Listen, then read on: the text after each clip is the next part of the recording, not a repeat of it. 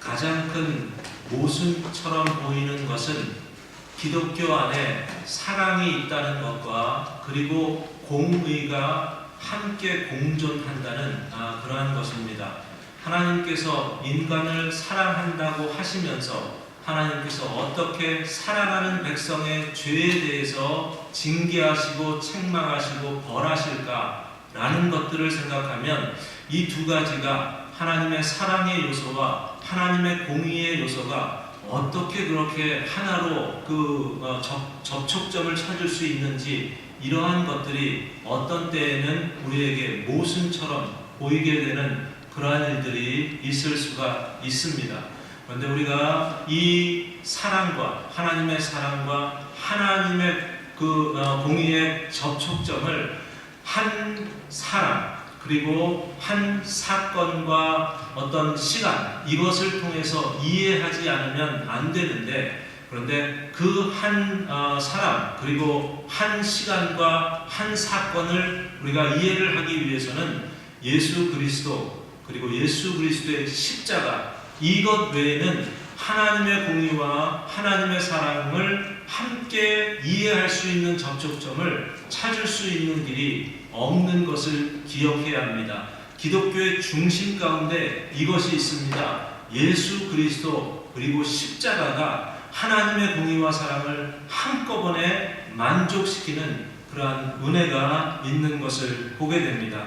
그렇다면 교회도 마찬가지입니다. 우리가 섬기는 교회 안에도 공의가 있고 그리고 사랑이 함께 공존해야 합니다. 교회는 이런 곳이어야 한다고 이야기합니다. 사랑이 있고 희생이 있고 섬김이 있어야 한다. 그것이 교회 안에서 프랙티스 되어야 한다 라는 이야기들을 합니다. 그런데 교회는 그런 것만 프랙티스 될 수 있는 그것만 실행되는 그러한 곳이 교회가 결코 아닙니다. 교회 안에는 사랑과 섬김과 희생도 있어야 하지만 거룩이 있어야 하고 하나님의 공의가 그 안에 함께 내재되어 있어야만 합니다. 이 하나님의 공의와 하나님의 그 정의 그리고 거룩함, 이것이 교회 안에 없거나 파괴되어 있거나 파손되어 있다면 교회는 교회로서의 역할을 제대로 감당하지 못한다라는 것들을 분명히 기억해야 합니다. 그래서 우리가 교회 안에서 이 문제가, 이 두 가지가 같이 공존할 수 있는 그러한 길이 어디에 있는가? 저는 이렇게 생각합니다. 교회가 교회 밖에 있는 세상과 관계를 맺을 때, 그럴 때에는 사랑과 희생과 섬김의 요소들이 분명히 더 많이 두각되어서 나타내어져야 한다라고 생각을 합니다. 그리고 교회 안에서의 사역들을 감당할 때 이 교회가 물론 사랑과 희생과 섬김의 요소들이 있어야 하지만, 그러나 동시에 반드시 이것을 지키기 위해서 노력해야 할 것은 바로 하나님의 공의와 거룩의 요소가 분명히 이 교회가 열심으로 이루어가야 할 요소 가운데 하나인 것을 기억해야 합니다. 예를 들어서 이런 겁니다. 동성 연애의 문제가 교회 안에 들어왔을 때, 그리고 교회가 바깥에 있는 세상과 동성 연애의 문제를 가지고 그 문제를 다루게 되었을 때 우리는 분명히 조금 다른 시각에서 접근해야 합니다. 똑같은 시각에서 접근할 수 없습니다.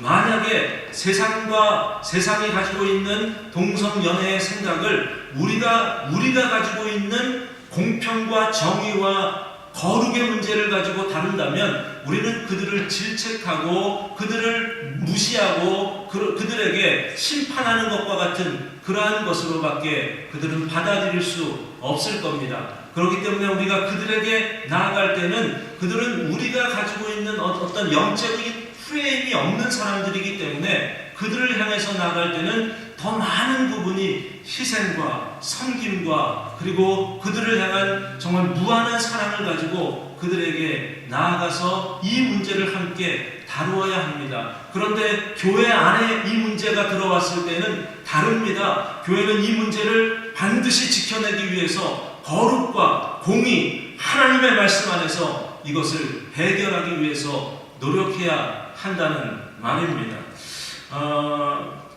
고린도 교회가 병을 가지게 되었습니다.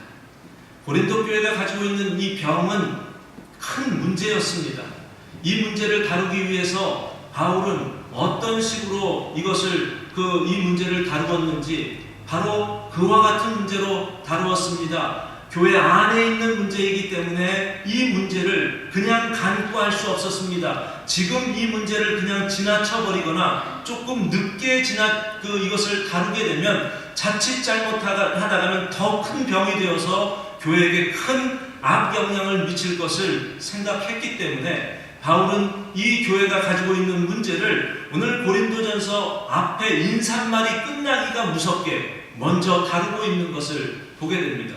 여러분, 예수님도 하나님께서 구약에 있는 말씀을 주실 때에도, 그리고 예수님께서 사역을 하실 때에도 이런 식으로 사역하신 것 아십니까? 주님께서도 주님 바깥에 있는 무리들, 세상에 있는 사람들, 창녀들, 그리고 세리들, 그리고 죄인들, 이런 사람들을 다룰 때에는 주님은 어떻게 다룹니까? 그들에게 사랑과, 무한한 사랑과, 그들을 불쌍히 여기는 마음과, 그리고 그들을 위해서 희생하며 섬기는 마음으로 그들에게 다가섰던 것을 봅니다. 그런데 주님을 따르는 무리들, 예수님의 제자들, 그리고 이 교회 공동체 혹은 언약의 공동체를 무너뜨리려고 하는 바리새인과 서기관들과 같은 그러한 사람들에게 이 문제를, 그들이 제기하는 문제를 다룰 때에는 주님은 아주 그들에 대해서 독사의 자식들아 혹은 사탄아 이런 이야기를 하면서 그들을 강한 어조로 책망했던 것을 우리가 보게 되는데, 저희가 지난 신년 첫 주일에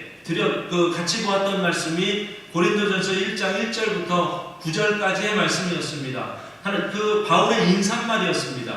고린도 교회에게 그냥 간단한 인사말을 하는 것처럼 보이는데, 그런데 바울이 이 인사말 가운데 중요한 메시지 하나를 던졌습니다. 그리스도와 함께, 그리스도와 더불어 교제케 하시는 하나님께 감사한다 라는 이야기를 합니다. 그리스도와 함께 교제하는 것, 이것이 가장 고린도 교회가 염두에 두어야 할 것이다 라는 것을 보여주기 위해서 이런 인사말을 하게 된 것을 봅니다. 이 인사말이 왜 중요한가 라는 것은 고린도전서 전체를 통해서 이제 앞으로 읽어나갈 때 이것 때문에 바울이 처음부터 인사말을 이렇게 했구나 라는 것을 생각나게 하는 요소들이 있지만, 그런데 오늘 우리가 읽은 이 말씀 가운데서도 얼마든지 바울이 왜 이렇게 그리스도와 더불어 교제해야 된다라는 것을 강조하고 있는지, 그것을 이 말씀 가운데서도 찾아볼 수가 있습니다.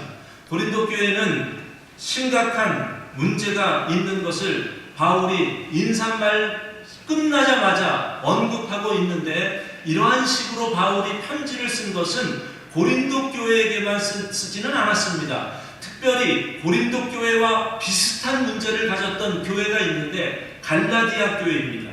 갈라디아 교회에게도 그런 식으로 편지를 썼습니다. 그들에게 안부 인사를 묻는 듯 하다가 어떤 말을 합니까? 너희가 받은 복음 외에 다른 복음을 전하는 자는 저주를 받을지어다 라고 할 정도로 바울은 그들이 다른 복음, 이상한 복음을 따르려고 하는 것에 대해서 바울은 가만히 있지 않았습니다. 그것에 대해서 질책했습니다. 책망했습니다. 교회의 거룩한, 갈라디아 교회가 가지고 있는 거룩한 문제를 지켜내기 위해서 처음부터 바울은 그들이 가지고 있는 큰 병, 암적인 요소를 건드리기 시작했던 것을 봅니다. 오늘 고린도 교회에게도 마찬가지입니다. 바울이 편지를 쓰면서 인사말을 끝나자마자 무엇을 언급을 하냐면, 그들의 어쩌면 고린도 교회가 가지고 있는 가장 큰 문제를 가장 먼저 언급하고 있는 것 같은데, 오늘 말씀 10절과 11절에 있는 말씀을 보면 그 두 가지 중요한 한 단어를 두 번에 걸쳐서 소개하고 있는 것을 봅니다. 어떤 단어이냐면 분쟁이라는 단어입니다. 고린도 교회가 분쟁을 하고 있다는 겁니다. 고린도 교회가 10절에서 너희 가운데 분쟁이 없이 같은 마음과 같은 뜻으로 온전히 합하라 라고 이야기합니다. 그리고 11절을 보니까 내가 들은 소문인데 너희에게 이런 소문을 들었는데 너희 가운데 분쟁이 있다는 그 소문을 들었다라고 언급하고 있는 것을 봅니다.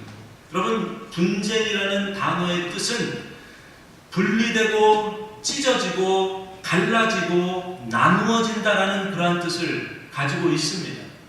분쟁이라는 단어가 헬라 말로는 스키스마라는 단어입니다.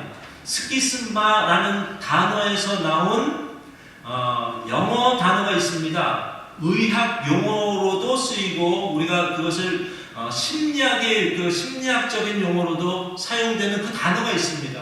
여러분, 우리가 잘 아는 단어입니다. 스키조프레니아라는 그 단어가 여기에서 나왔습니다.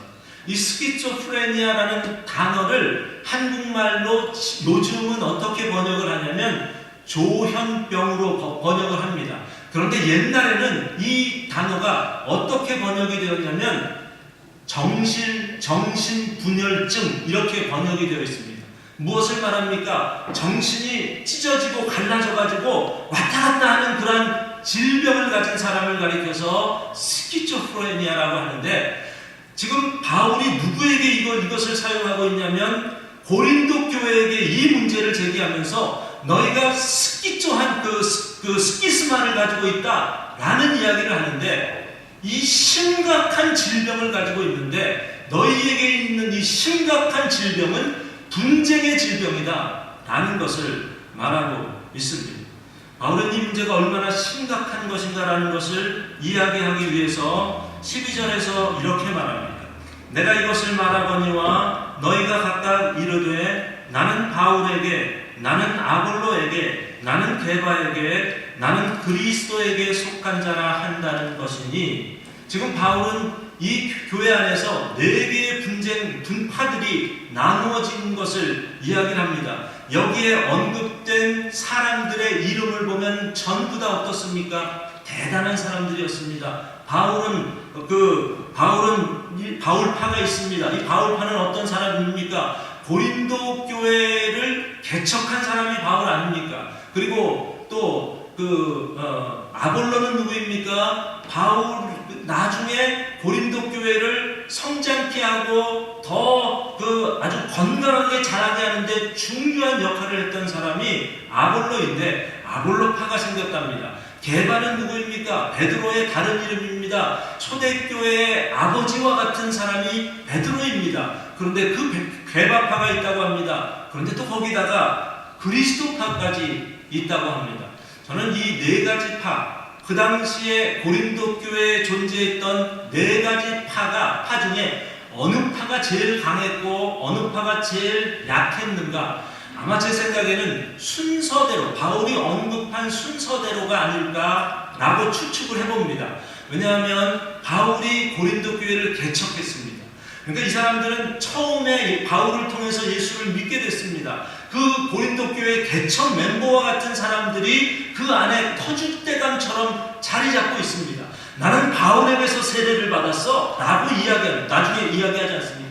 그 이야기를 하면서 강조하는 그러한 사람들이 그 안에 주류를 이루고 있는 것을 생각할 수 있습니다. 그리고 두 번째 그룹은 나중에 이 교회를 더 성장케 하고 발전케 한 아볼로와 같은 사람, 아볼로파에 속한 사람들, 이러한 사람, 개척한 게 뭐 대수냐? 지금 이렇게 그 교회가 성장하는데 우리의 역할이 얼마나 크지 않느냐라고 생각하면서 스스로 그것을 자기들만의 팔을 만들었던 사람들.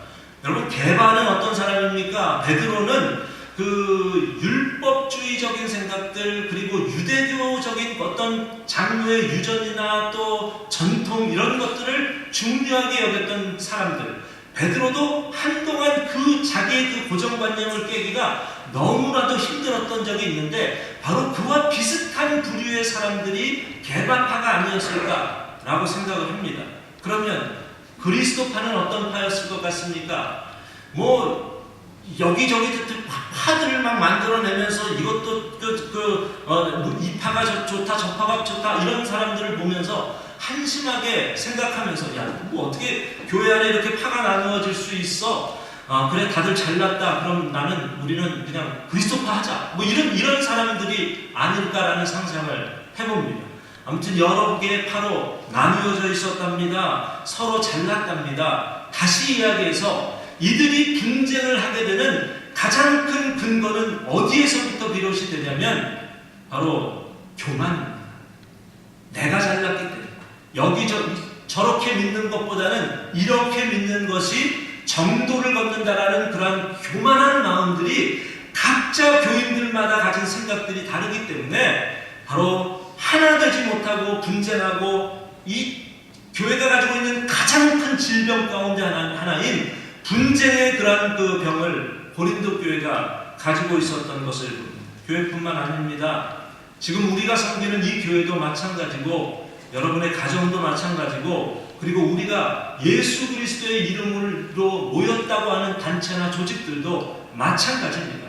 그 안에 교만만 있으면 교회는 분쟁할 수밖에 없습니다. 그 모임은 계속해서 분쟁과 다툼과 나누어짐 그러한 것들로 이어질 수밖에 없는 것을 기억해야 합니다. 그렇다면 사도 바울은 고린도 교회가 가지고 있는 이 분쟁에 대한 문제를 어떻게 해결해 어떤 해답을 가지고 접근하고 있는지 이 말씀을 통해서 생각해 본다면 바울은 그냥 분쟁의 이야기를 꺼내기도 전에 해답부터 이야기를 한 것 같습니다. 10절에 있는 말씀을 보니까 형제들아 내가 우리 주 예수 그리스도의 이름으로 너희를 권하노니 라고 이야기합니다. 누구의 이름으로 권한답니까? 예수 그리스도의 이름으로 권한다 라고 이야기합니다. 그러면서 하는 이야기가 같은 말을 해라, 같은 마음을 가져라, 같은 뜻으로 온전히 합해라 라고 이야기를 합니다. 여러분 이런 생각 들지 않습니까? 바울 정답 이야기하네. 또 그런 식으로는 누구든지 그럴싸하게 얼마든지 이야기할 수 있어 라고 이야기할 수 있습니다.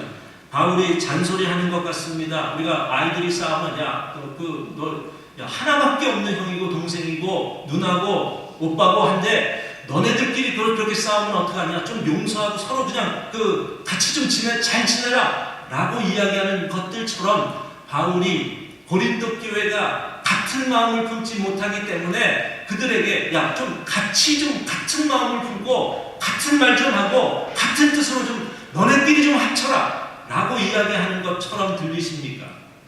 바울은 그런 이야기를 하는 것 아닙니다. 바울은 이 분쟁의 요소를 해결할 수 있는 방법은 오직 예수 그리스도의 마음, 그 주님의 뜻, 주님의 말 이 안에서밖에 해결할 수 없다라는 것을 이야기하고 있는 것을 봅니다. 예수님께서 이 세상에서 오신 가장 중요한 이유와 목적이 바로 평강입니다.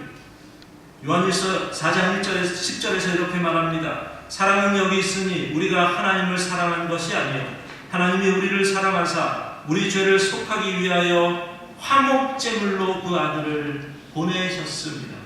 예수님께서 이 땅에 오신 것이 무엇으로 왔답니까? 화목제물로 왔답니다. 하나님과 우리 사이에 불목된 것을 화목으로 바꾸는 일을 하시기 위해서 스스로 죽기까지 복종하듯이 주님께서 이 땅에 오셨다라고 말씀을 합니다. 그렇기 때문에 이사야서 9장 6절, 히브리서 7장 2절 이런 곳을 보면 예수님을 지칭하면서 하는 말이 예수님을 평강의 왕이다 라고까지 언급하고 있는 것을 봅니다. 오늘 사도 바울도 분쟁의 한가운데 있는 이 고린도 교회 사람들을 향해서 이 마음을 품으라고 이야기를 하는 겁니다. 같은 마음, 같은 말, 같은 뜻, 바로 예수 안에서 같은 말을 하라는 것을 이야기를 합니다. 그러면 요한복음 17장을 보면 같이 한번 찾아보겠습니다. 예수님도 이런 말씀을 하셨습니다. 요한복음 17장입니다. 요한복음 17장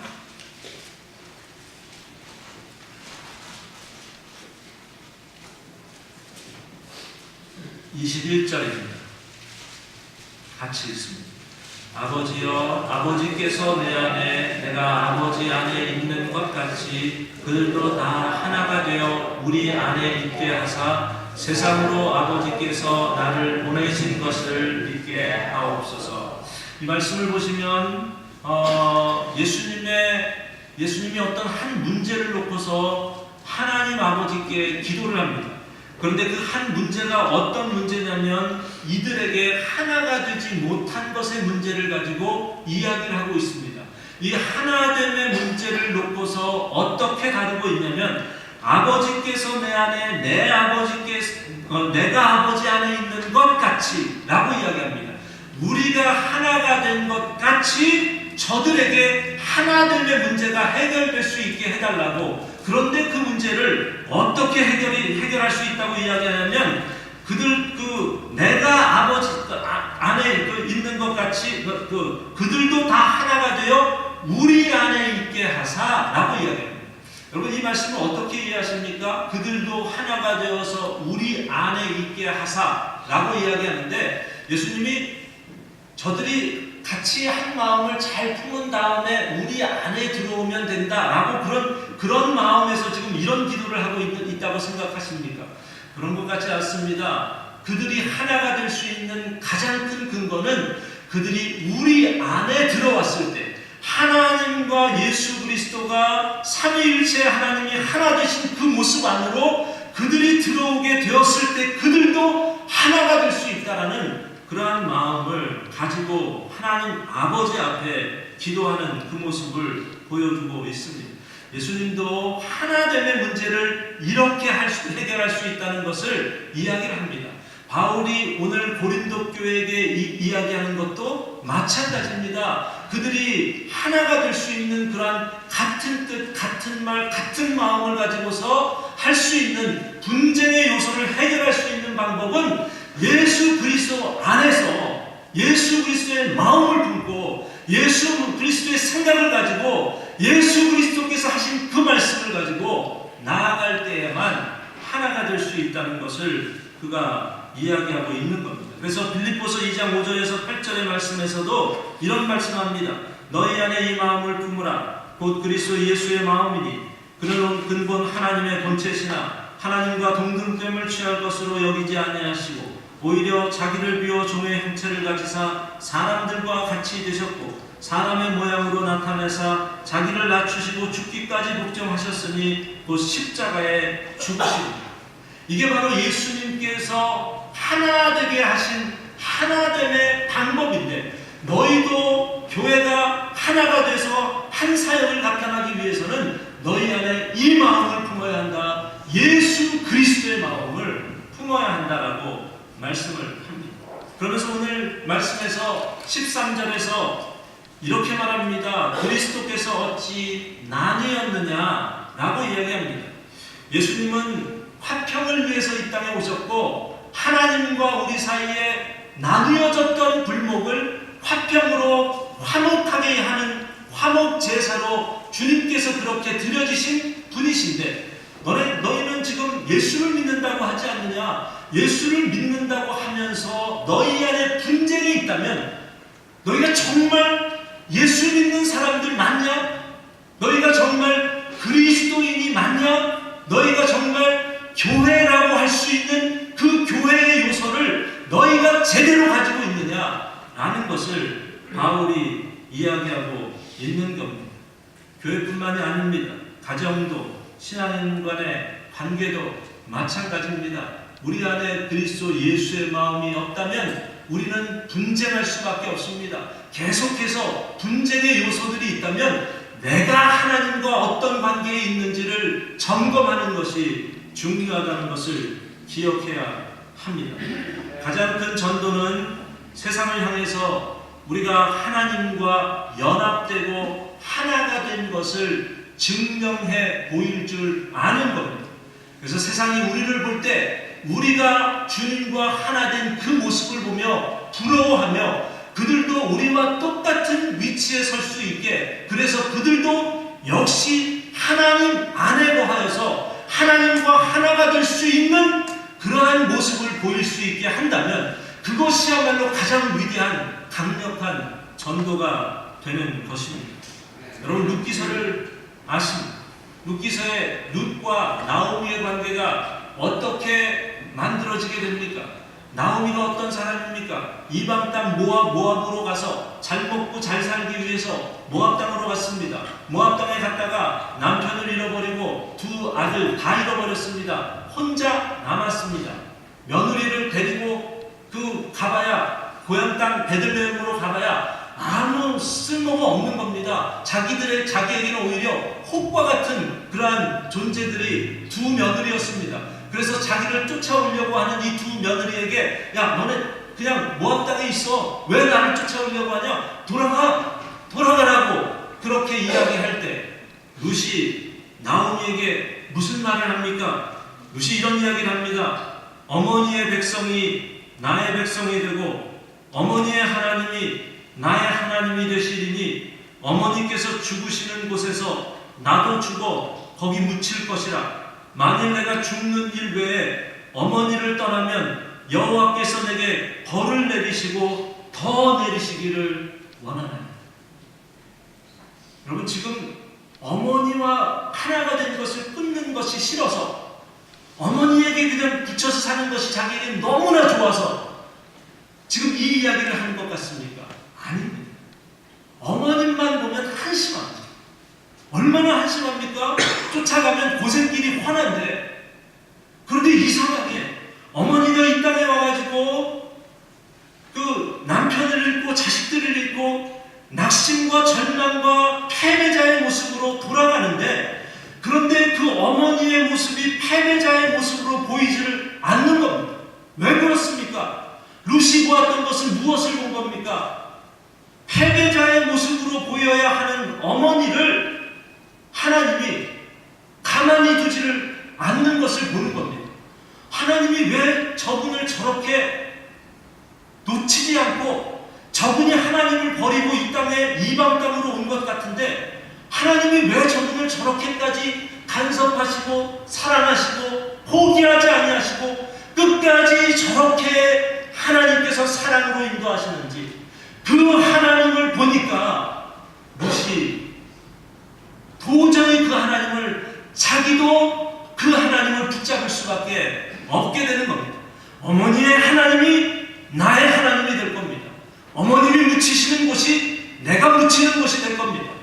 어머니가 가는 그 길을 내가 따라가지 못한다면 여호와께서 내게 벌을 내리시고 또 내리시기를 원합니다. 이게 룻의 고백이었습니다. 나오미를 붙잡고 하나님께서 그 나오미와 연합해 있는 그 모습을 보면서 나도 그 자리에 서겠습니다. 라는 마음을 가지고 하나님 앞에 나아갔던 사람이 룻인 것을 연합은 이런 연합이 되어야 합니다. 하나님과 연합입니다. 교회 안의 분쟁 하나님과 연합입니다. 교회 안에 다른 생각을 가지고 있는 것 서로 양보하고 이게 아니라 내가 하나님 앞에 바로 서지 못했기 때문에 이와 같은 고통과 아픔이 우리에게 주어졌다는 것을 반드시 기억해야 합니다. 문제는 우리가 문제입니다. 하나님과 연합하지 못한 그 잘못 때문에 우리 안에 가정 안에 분란이 있고 교회 안에 난임이 있고 계속되는 연약한 모습들이 우리가 속한 곳에 있다는 것을 기억해야 합니다. 19세기의 변호사이자 한 장로교회의 장로였던 호라시오 스페포드라는 그러한 장로님이 있었습니다. 1871년에 시카고에 대화재가 있었습니다. 그때 가정에 하는 비즈니스를 말아먹게 됐습니다. 2년이 지났습니다.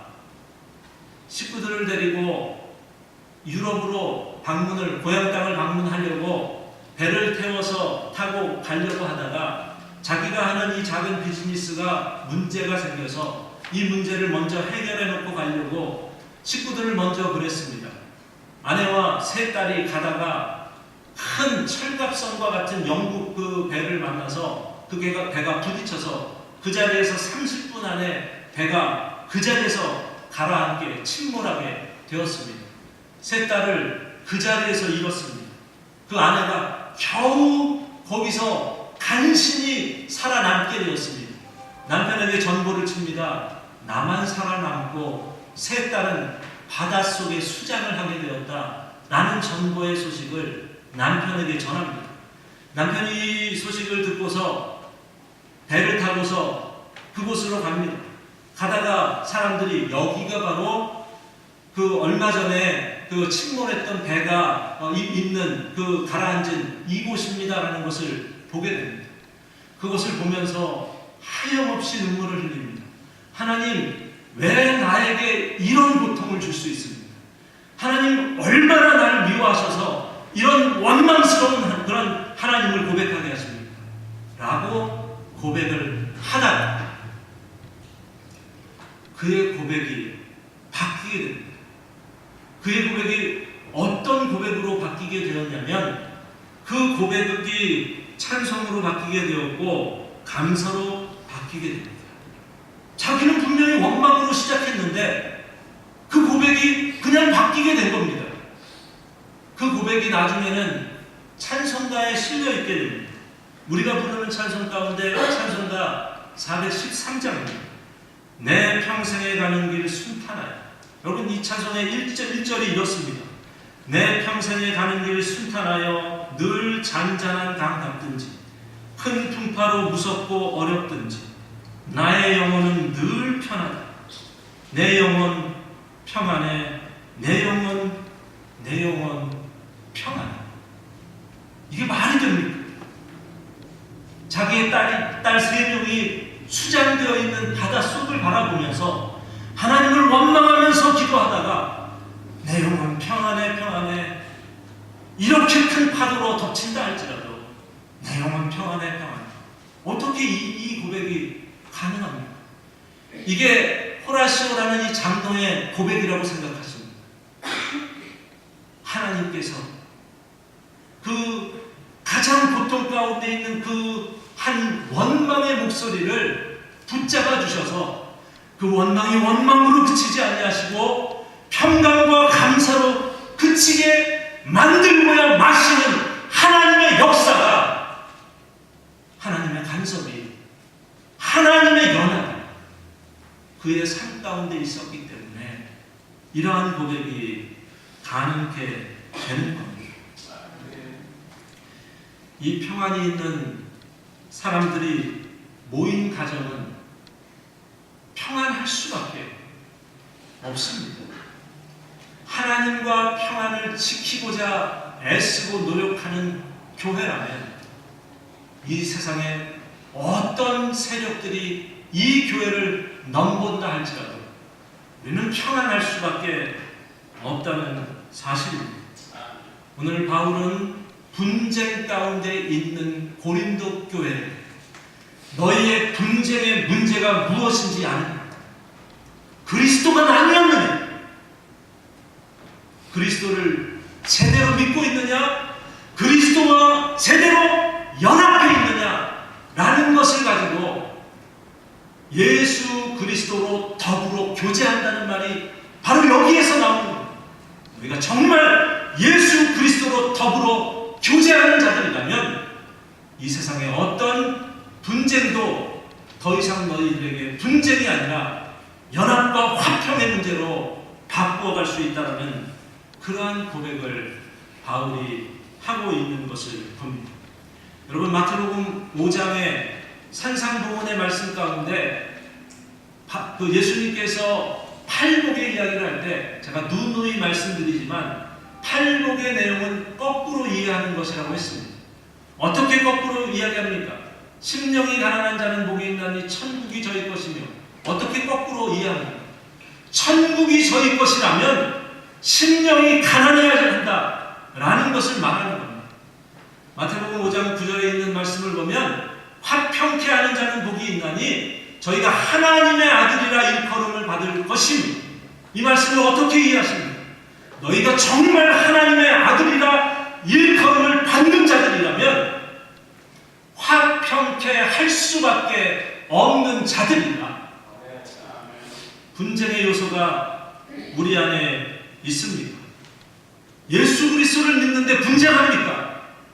문제는 여러분에게 있습니다. 저에게 있습니다. 저와 여러분이 하나님 앞에 바로 서지 못한 문제, 이미 하나님과 분쟁했기 때문에 우리 안에 분쟁의 문제가 있는 것을 기억해야 합니다. 하나님과 연합하십시오. 그리고 하나님의 연합된 자답게 우리 안에 연합으로, 화합으로, 하나됨으로 주님께 영광 돌리는 저와 여러분이 되시기를 예수 그리스도의 이름으로 축원합니다.